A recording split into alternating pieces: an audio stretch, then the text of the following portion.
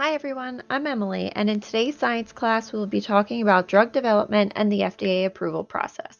First, let's talk about what a drug even is. What's a drug? A drug is something that is used to cure, treat, or prevent a type of disease or sickness. It is a chemical that changes the way your body works or processes something. Some drugs are good and help your body, other drugs are not very good and can do bad things for your body. By developing new drugs, doctors can give their patients new and better treatments to help them. So, how does a new drug come about? Well, researchers start with anywhere between 5 and 10,000 different types of drugs. Out of all of those drugs, about 10 to 20 of them make it to preclinical testing. Narrowing down the different drugs to find the best one can take many, many years. And before people can go buy it at stores or doctors can give it to patients, researchers need to prove to the FDA that it is a good and safe drug that is worth having on the market. Let's talk about preclinical testing. The first step in preclinical testing is doing animal studies. By testing on animals, researchers are better able to understand how the drug works and how safe it is for a living being. Once the animal testing is complete, the researchers can submit an IND application to the FDA. What's an IND application? It's an investigational new drug application that tells the FDA all about the drug. It describes what the drug is, how it works, how it's made, and how the researchers plan to continue their research in human trials. Let's talk a little more about the IND application and the FDA's involvement. First, what even is the FDA? What they are the Food and Drug Administration, and their job is to protect the public's health. They make sure that the drugs we are taking are safe and effective. An IND application is sent to the FDA, where they will review all of the data the researchers have provided about their drug, and they will decide from this data if the drug is safe enough to move to human trials. If they decide that the drug is ready to be tested in humans, it will move on to the clinical research phase. There are 3 phases of clinical research.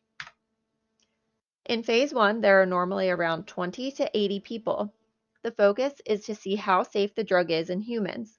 They will also look for any possible side effects and will learn more about how the drug works in humans. Phase 2 will have hundreds of people. The focus here is to find the drug's effectiveness. During this phase, researchers will also test how the drug works for people with certain diseases versus healthy people. In phase 3, thousands of people will participate in this phase of the research. The safety and effectiveness of the drug will be looked at during this time on a much larger scale. They will also look at different doses of the drug and see how that might affect people differently. They can also look at how mixing drugs with the study drug may affect people. What happens when all of the phases of the clinical trial are done? Researchers will submit a new drug application, or an NDA, to the FDA. The application will include all of the animal data and the human data that was collected during their time researching. It will describe how the drug works in the human body. In this application, researchers will need to tell the FDA how they will get this drug to patients. Once submitted, the FDA has 60 days to decide if they will fully submit the application for review. If they do, the FDA can take up to 10 months to review all the data and make a decision regarding whether or not they think the drug is ready to go on the market. Another thing the FDA will consider when reviewing a drug is the labeling.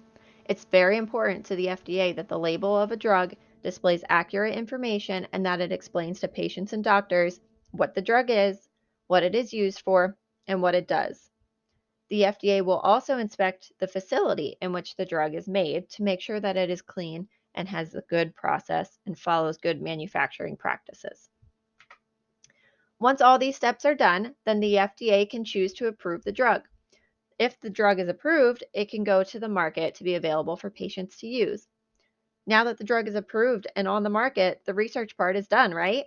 Well, not quite yet. Let's talk about phase 4. Phase 4 starts once the drug is on the market and available for patients. The researchers will monitor the drug and send the FDA safety updates about it. They will look for any new side effects or reactions that they might not have seen in clinical trials.